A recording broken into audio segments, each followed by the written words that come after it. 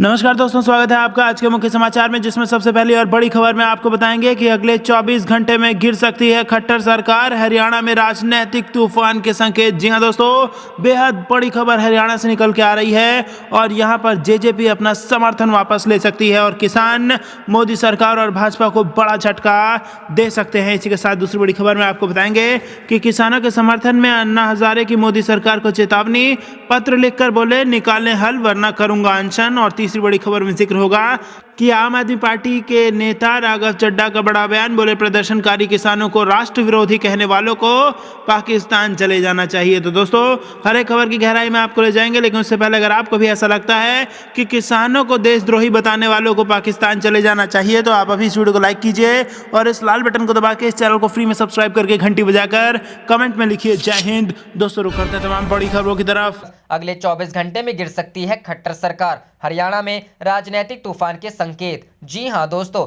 हरियाणा के उप मुख्यमंत्री दुष्यंत चौटाला ने कहा कि उम्मीद है कि अगले 24 से 40 घंटे में केंद्र और किसान संगठनों के बीच अगले दौर की बातचीत होगी। उन्होंने कहा कि केंद्र गतिरोध खत्म करने के लिए सकारात्मक है। दुष्यंत चौटाला ने दी धमकी, इस्तीफा दे दूंगा। हमारी पार्टी के राष्ट्रीय अध्यक्ष ने पहले ही साफ कर दिया था कि किसानों को एमएसपी मिलना ही चाहिए। केंद्र सरकार ने कल जो लिखित प्रस्ताव दिए उनमें भी एमएसपी शामिल है। मैं जब तक डिप्यूटी सीएम हूं तब तक किसानों को एमएसपी दिलाने के लिए काम करूंगा। अगर नहीं दिला पाया तो इस्तीफा दे दूंगा। किसान आंदोलन के बीच हरियाणा में बढ़ी राजनीतिक हलचल। किसान आंदोलन को लेकर हरियाणा में राजनीतिक उलटफेर की स्थिति बनती नजर आ रही है। बीजेपी की सहयोगी दुष्यंत चौटाला की जननायक जनता पार्टी में भी कृषि कानूनों को लेकर हरियाणा में सरकार से अलग होने की मांग तेज होने लगी है। मीडिया रिपोर्टर्स के मुताबिक डिप्यूटी सीएम दुष्यंत चौटाला ने हाल ही में इस मुद्दे पर विधायकों के साथ बैठक की। सत्ता बनाने बिगाड़ने की स्थिति में दुष्यंत चौटाला पर दबाव बनता जा रहा है। बैठक में पार्टी विधायकों से किसान आंदोलन का उनके क्षेत्र में असर, राज्यों को लोगों के रुख आदि के बारे में फीडबैक लिया गया।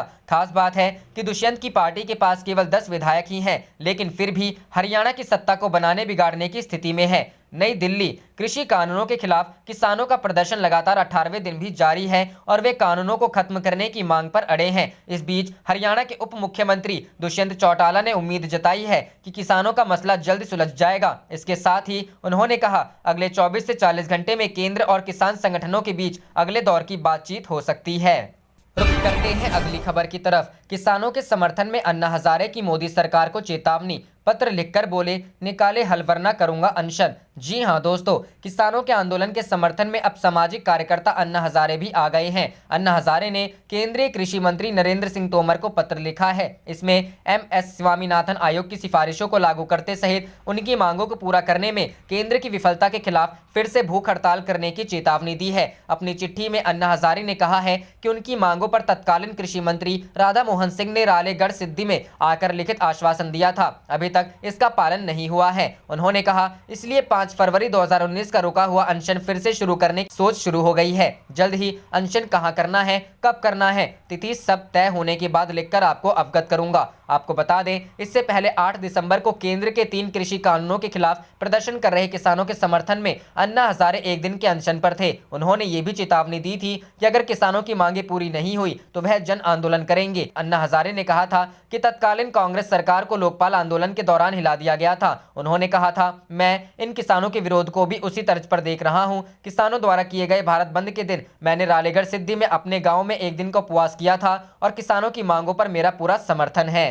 रुख करते हैं अगली खबर की तरफ। राघव चड्ढा बोले प्रदर्शनकारी किसानों को राष्ट्र विरोधी कहने वालों को पाक चले जाना चाहिए। जी हां दोस्तों, आम आदमी पार्टी के प्रवक्ता राघव चड्ढा ने सोमवार को कहा कि नए कृषि कानूनों के खिलाफ प्रदर्शन कर रहे किसानों को जो भी राष्ट्र विरोधी कह रहे हैं वे खुद देश के खिलाफ हैं और उन्हें पाकिस्तान चले जाना चाहिए। आम आदमी पार्टी विधायक ने कहा कि कुछ लोग अन्नदाता किसानों को राष्ट्र विरोधी कह रहे हैं। चड्ढा ने कहा किसानों को राष्ट्र विरोधी कहने वालों को मैं बताना चाहता हूं कि राष्ट्र विरोधी आप हैं और आपको पाकिस्तान चले जाना चाहिए। उनका भारत में कोई स्थान नहीं है। आप नेता की टिप्पणियों पर दिल्ली भाजपा के प्रवक्ता वीरेंद्र बब्बर ने कहा कि सभी लोग किसानों का समर्थन करते हैं और भाजपा भी करती है। बब्बर ने कहा चड्ढा को बताना चाहिए कि वह उन्हें क्या कहेंगे जो प्रधानमंत्री को मारने की बात कर रहे हैं और देशद्रोह के आरोपों में बंद लोगों की रिहाई की मांग कर रहे हैं। कुछ केंद्रीय मंत्रियों का दावा है कि किसानों के प्रदर्शनों पर माओवादियों, वामपंथियों और राष्ट्र विरोधी तत्वों का कब्जा हो गया है। किसान संगठनों ने इस आरोप को खारिज किया है।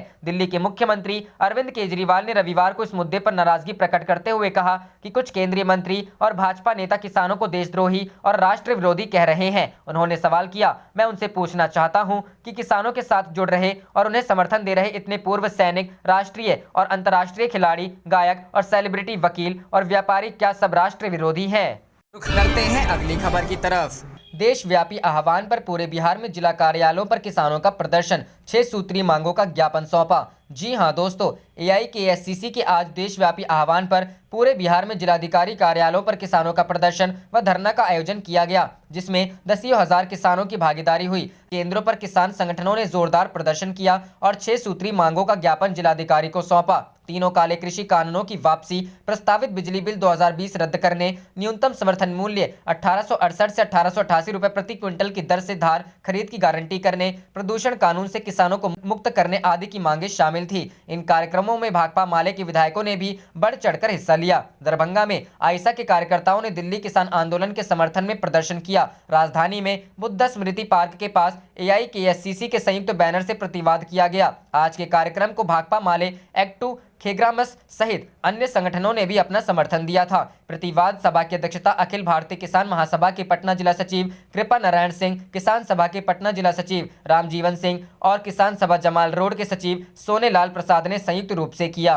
रुख करते हैं अगली खबर की तरफ। बीजेपी विधायक का बड़ा आरोप, सुशासन की हवा निकाल रही बिहार पुलिस, थाना ने सब बर्बाद कर रखा हुआ है। जी हां दोस्तों, बिहार में दम तोड़ते लॉ एंड ऑर्डर को देखकर अब सत्ताधारी विधायकों का धैर्य भी जवाब देने लगा है। दरभंगा में सोना लूट कांड के बाद बीजेपी विधायक संजय सरावगी ने बिहार में सुशासन पर सवाल खड़े किए थे और अब बीजेपी की एक और विधायक ने बिहार में सुशासन की हवा निकालने का ठीकरा पुलिस के ऊपर फोड़ा है। सीतामढ़ी के परिहार से बीजेपी विधायक गायत्री देवी बेखौफ अपराधियों के सामने नतमस्तक पुलिस को लेकर भड़क गई हैं। बता दें कि सीतामढ़ी के सोनबरसा थाना इलाके के मयूरबा गांव में हथियारबंद डकैतों ने पूर्व मुखिया और वर्तमान में पैक्स अध्यक्ष वीरेंद्र यादव एवं उनके भाई के घर में भीषण डकैती की घटना को अंजाम दिया गया है। हथियारबंद डकैतों ने 4 लाख कैश, 31 भर सोना, 95 भर चांदी, 7 मोबाइल सहित 20 लाख रुपए की संपत्ति लूट ली। बताया जा रहा है कि 20 से 30 की संख्या में हथियार और बम से लैस डकैतों ने घर पर हमला बोल दिया और जमकर तांडव मचाया। पैक्स अध्यक्ष ने बताया कि देर रात नकाबपोश अपराधियों ने भीषण डकैती की वारदात को अंजाम दिया। मामले की जानकारी मिलने के बाद मौके पर स्थानीय बीजेपी विधायक गायत्री देवी पहुंची और सुशासन बाबू की पुलिस पर बड़ा आरोप लगाया। भाजपा विधायक ने अपनी ही सरकार के प्रशासन और पुलिस की कार्यशैली पर कई गंभीर सवाल खड़ा करते हुए कहा है कि पुलिस की नाकामी से सरकार की बदनामी होती है। उन्होंने कहा कि सरकार सुरक्षा व्यवस्था देती है, लेकिन थाना में लूट खसोट मचा हुआ है। पुलिस अपराधी को ना तो पकड़ती है और ना ही जनता को सुरक्षा देती है। विधायक जब थाना को फोन करता है तो नहीं सुना जाता है। यहाँ के थानों में क्या चल रहा है उन्हें सब पता है। रुख करते हैं अगली खबर की तरफ। किसान आंदोलन को लेकर आप और बीजेपी आमने सामने, दोनों ने एक दूसरे के लिए कही ये बड़ी बात। जी हां दोस्तों, दिल्ली के मुख्यमंत्री अरविंद केजरीवाल ने कहा कि पिछले हफ्ते मैं भी किसानों के पास जाना चाह रहा था, लेकिन इन्होंने मेरे दरवाजे बंद कर दिए, मुझे जाने नहीं दिया। लेकिन हमें क्या फर्क पड़ता है, हमने घर पर बैठकर ही किसानों के आंदोलन की सफलता के लिए प्रार्थना कर ली। आज पूरी आम आदमी पार्टी उपवास पर बैठी है। उन्होंने कहा कि दुख होता है जब किसानों को बदनाम करने के लिए कहा जाता है कि किसान आतंकवादी हैं, देशद्रोही हैं, किसान टुकड़े टुकड़े गैंग और चीन पाकिस्तान के एजेंट हैं। बता दूं, इन्हीं किसानों के भाई बेटे चीन और पाकिस्तान के बॉर्डर पर बैठकर देश की सुरक्षा कर रहे हैं। रुख करते हैं अगली खबर की तरफ।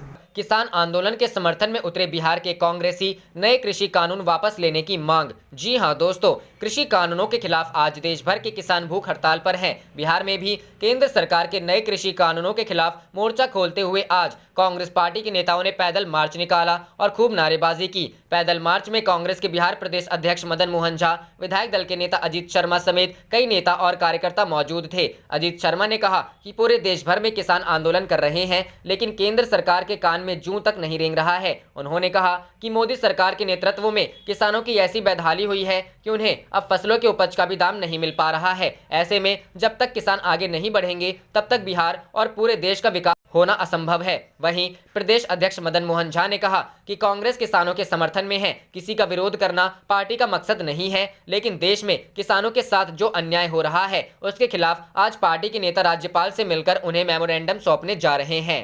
रुख करते हैं अगली खबर की तरफ। नीतीश फिर घिरे, अमित शाह तक पहुंची बात। जी हां दोस्तों, बिहार में आए दिन कानून व्यवस्था को लेकर सवाल उठ रहे हैं। राज्य में दिन दहाड़े गोलीबारी और डकैत की घटना आम हो गई है, जिसे लेकर विपक्ष अब मुख्यमंत्री नीतीश कुमार की अगुवाई वाली एनडीए को घेरने में लगी हुई है। वहीं राजधानी पटना में सियासी तापमान भी बढ़ चला है। राज्य में एनडीए की सरकार बनने के बाद बढ़ते अपराध पर लगाम लगाने के लिए सीएम नीतीश की अपने अधिकारियों के साथ 3 लेव की उच्च स्तरीय बैठक कर चुके हैं। वहीं अब इसमें केंद्र की भी एंट्री हो गई है। दरअसल राज्य में बढ़ते अपराध को लेकर लोक जनशक्ति पार्टी की तरफ से राष्ट्रपति शासन लगाने की मांग की गई है। एलजेपी ने गृह मंत्री अमित शाह को पत्र लिखकर राज्य में राष्ट्रपति शासन लगाने की मांग की है। वहीं कांग्रेस प्रदेश में बेलगाम हो रहे कानून व्यवस्था का कारण राज्य में फुल टाइम गृह मंत्री न होने को मानती है। दरअसल राज्य में इस वक्त कोई गृह मंत्री नहीं है, नीतीश ही इसका प्रभार संभाल रहे हैं। कानून व्यवस्था को लेकर विपक्ष लगातार नीतीश सरकार पर सवाल उठा रहे हैं। कांग्रेस ने इसीलिए फुल टाइम राज्य में गृह मंत्री की जरूरत बताई है।